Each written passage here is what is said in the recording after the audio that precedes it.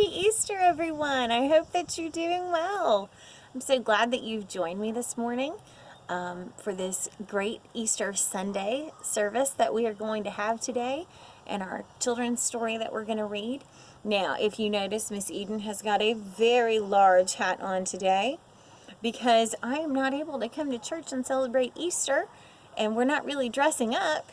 We decided, the girls and I, that we were going to have some fabulous hats. If you follow me on Facebook, I'm sure you'll get to see pictures of them later, of our fabulous hats that we all decided to wear for Easter as our celebration.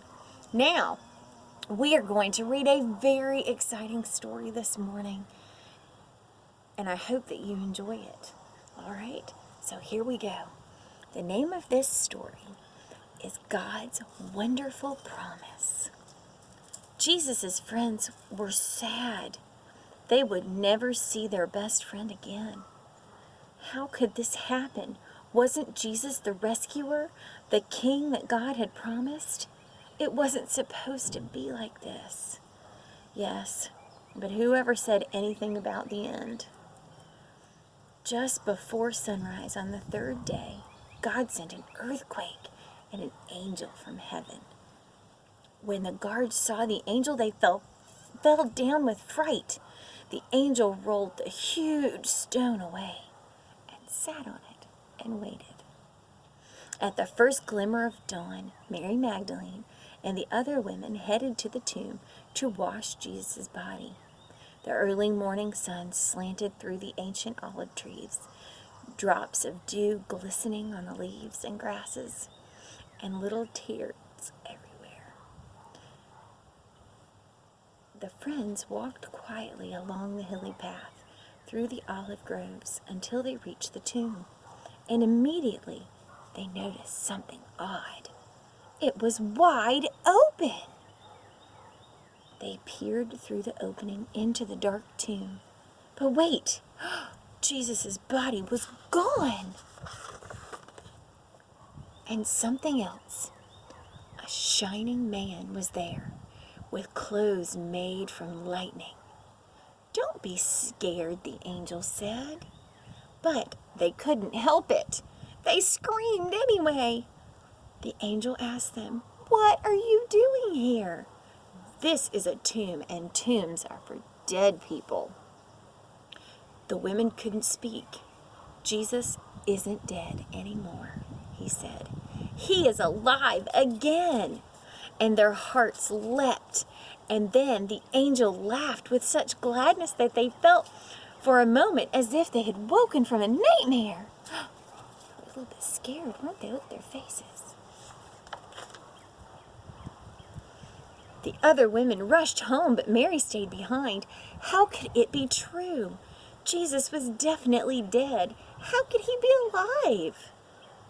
And just then, Mary heard someone else in the garden. "Perhaps it's the gardener," she thought. "He will know where Jesus' body is." "I don't know where Jesus is," Mary said urgently. "I can't find him." But it was all right, because Jesus knew where she was, and he had found her.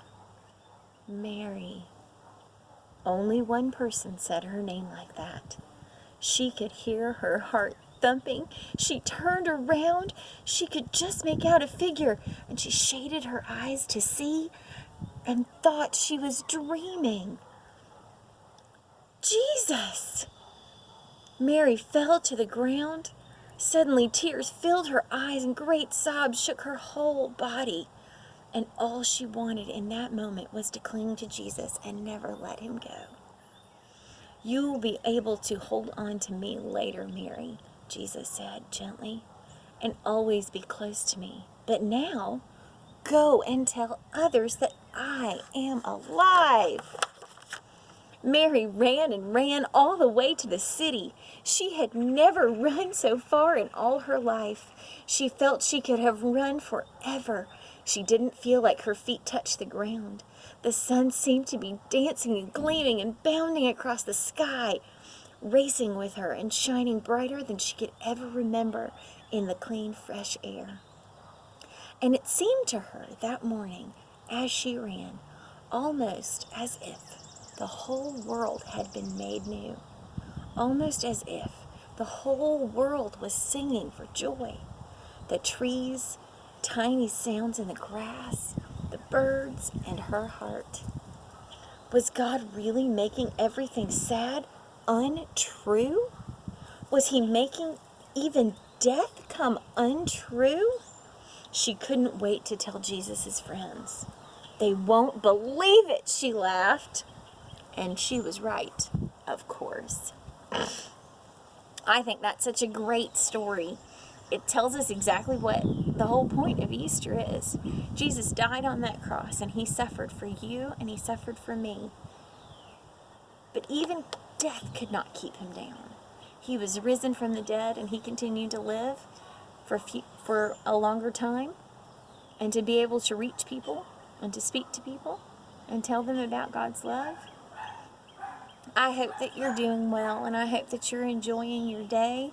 I hope that you get to have some Easter fun, that you get to do something that's exciting. I have a little bee that has come to visit me over here on the side. I hope that you all are staying healthy, and I hope that you are all keeping all those rules in mind that are not fun but we have to do. And I hope that you are listening to Mom and Dad, and I hope you get to have some fun this week. Maybe play outside if we have nice weather. I hope that you all will get to see us soon, because we want to see you soon, and we miss you all very much. We'll see you later. Bye-bye.